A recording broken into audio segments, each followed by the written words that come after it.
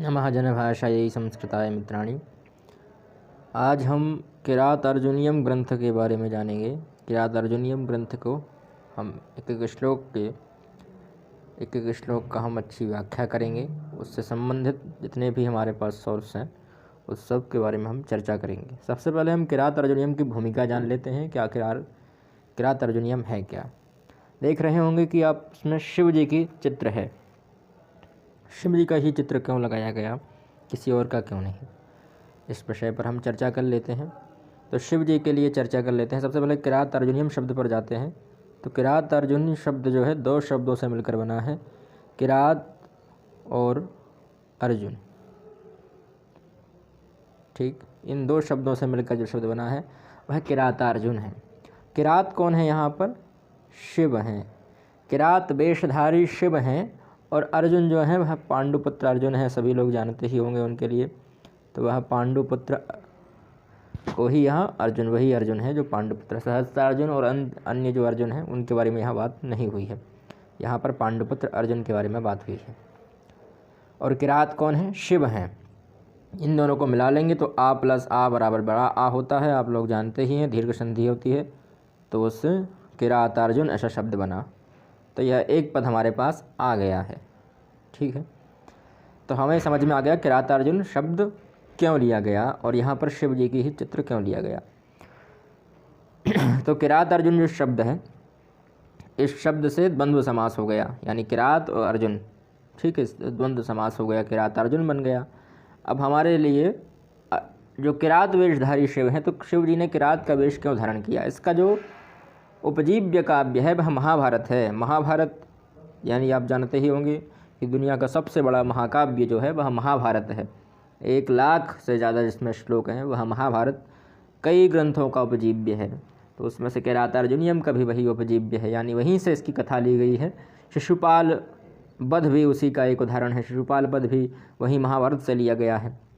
ऐसे और भी आख्यान हैं और भी बहुत सारे कथानक हैं, बहुत सारे नाटक, बहुत सारे महाकाव्य, खंड काव्य महाभारत से लिए गए हैं। तो उन्हीं में से शिव जो महाभारत के वन पर्व के अंतर्गत जो किरात पर्व है, उसमें यह बताया गया है कि जो अर्जुन है वह इंद्र की तपस्या करता है, शिव जी की तपस्या करता है और शिव जी की तपस्या करने के बाद उसको पाशुपतास्त्र प्राप्त होता है। तो पाशुपतास्त्र प्राप्त करने से पहले शिव जी अर्जुन की परीक्षा लेते हैं। अर्जुन की परीक्षा वे किस प्रकार से लेते हैं? तो वे अर्जुन की परीक्षा किरात वेश में लेते हैं, किरात का रूप धारण करते हैं और फिर अपनी किरात अन्य किरातों के साथ अर्जुन पर हमला करते हैं। अर्जुन उन किरातों से लड़ता है और अंत में जब हार जाता है तो वह कह देता है कि आप कोई सामान्य व्यक्ति नहीं है।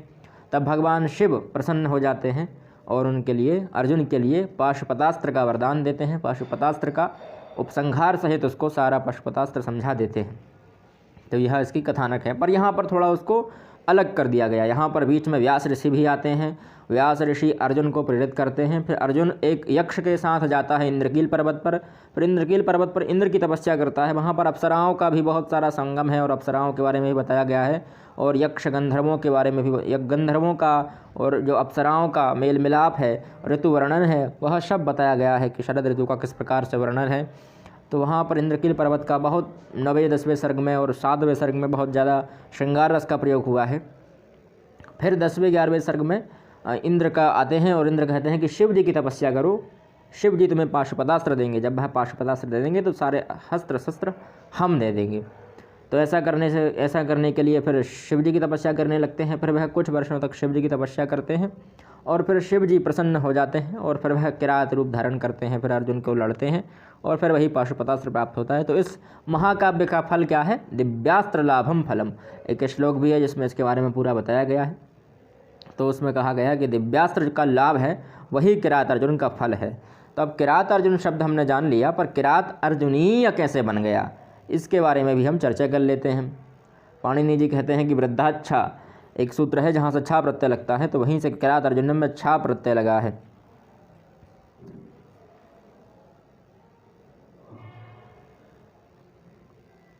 अब इस छा को ई आदेश होता है तो किरात अर्जुनीय बनता है और ग्रंथ सारे नपुंसक लिंग में होते हैं। कुमार संभवम, रघुवंशम, मेघदूतम, और जितने भी ग्रंथ हैं, अभिज्ञान शाकुंतलम, जितने भी ग्रंथ हैं शिशुपाल वधम, सब नपुंसक लिंग में होते हैं, इसलिए किरात अर्जुनीयम ऐसा रूप बना। किरात अर्जुनीया नहीं बना, भार्गव राघवीयम भी बना है, बाद में भी हमारे गुरुजी रामभद्राचार्य जी का लिखित है जो भार्गव राघवीयम, उसमें भी छा प्रत्यय है।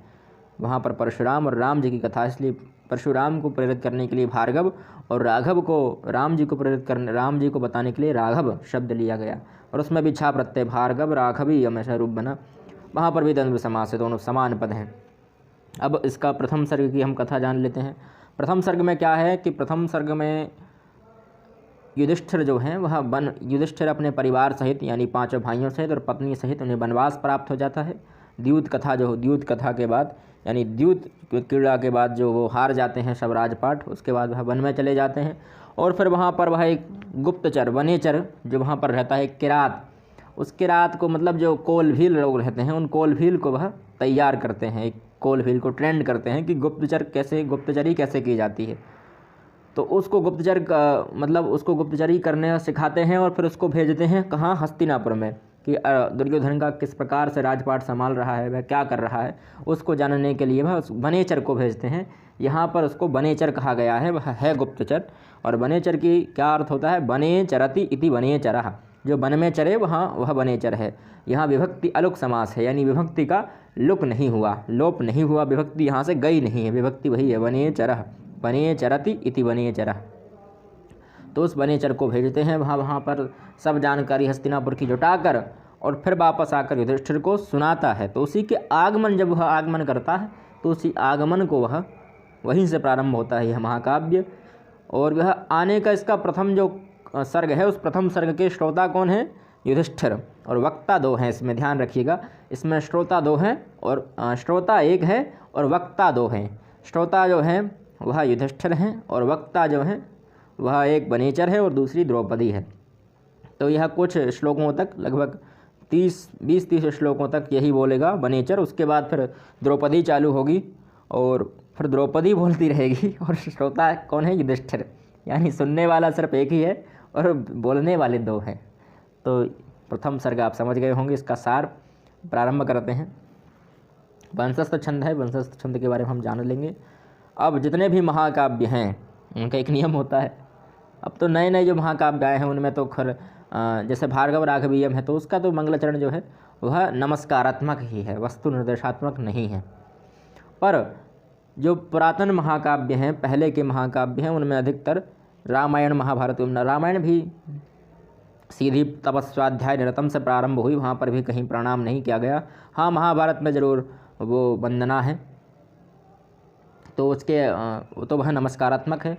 पर और बाद में रघुवंशम में भी नमस्कारात्मक का प्रयोग किया गया। वागर्थाविव संपृक्तौ वागर्थ प्रतिपत्तये जगतः पितरौ वंदे पार्वती परमेश्वरौ। पर किरात अर्जुनीयम शिशुपाल वधम, शिशुपाल वध जो है वह किरात अर्जुनीयम से ही प्रेरित है। और किरात अर्जुनीयम जिसके लेखक हैं भारवी, और भारवी अर्थगौरव के लेखक हैं, यानी उन्होंने श्लोकों के साथ खिलवाड़ बहुत की है। उनको श्लोकों के साथ खिलवाड़ करने में बहुत मज़ा आता है। आप लोग समझ गए होंगे कि श्लोकों के साथ खिलवाड़ करने में किसको मज़ा आता है, भारवी को। ऐसी मजा नानन ननोनन नुन्नो नुन्नो ऐसे श्लोक बनाते हैं। विकासमय्योर जगती समार्गणा, विकासमय्योर जगती समार्गणा, विकासमय्योर जगती समार्गणा, विकासमय्योर जगती समार्गणा। एक पद लिया, उसी को अगले 4 पदों में जोड़ दिया। अब समास है वहाँ पर, सब अलग अलग अर्थ हैं, ये बात नहीं है कि एक ही अर्थ हो। और भी बहुत सारे चक्रबंध पठन का प्रयोग किया उन्होंने, चक्रबंध, और एक ही अक्षर का श्लोक बनाया या 2 अक्षरों का श्लोक बना दिया, या एक अक्षर में एक पाद में एक अक्षर लिया, फिर अगले पाद में दूसरा अक्षर लिया, अगले पाद में फिर तीसरा अक्षर लिया, चौथे पाद में चौथा अक्षर लिया। ऐसे कई छंदों के साथ उन्होंने खिलवाड़ की। खिलवाड़ नहीं है, ये उनका अर्थ गौरव है, उनको दिखाना है। और कहीं कहीं उन्होंने श्लेष का इतना भयंकर प्रयोग किया है कि वहाँ पर एक ही श्लोक के ऊपर कई व्याख्या कर सकते हैं। और इसकी सबसे जो प्रसिद्ध व्याख्या है वो महामहोपाध्याय द्वारा रचित है, घंटापथ व्याख्या। वह उस व्याख्या में उन्होंने अच्छे से व्याख्या की है किरात अर्जुनीयम की। बहुत क्लिष्ट श्लोक प्रयोग किए जाते हैं। भारवी और शिशुपाल वध के जो कवि हैं माघ, दोनों एक दूसरे से प्रेरित हैं, मतलब माघ भारवी से प्रेरित हैं। तो उन्होंने भी क्लिष्ट शब्दों का प्रयोग किया है, और उन्होंने भी क्लिष्ट शब्दों का प्रयोग किया है। उन्होंने भी श्रीयः शब्द से प्रयोग किया, प्रारंभ किया है। इन्होंने भी श्रीयः शब्द से प्रारंभ किया है। अब हम अधिक समय ना लेते हुए प्रथम श्लोक का प्रारंभ करते हैं।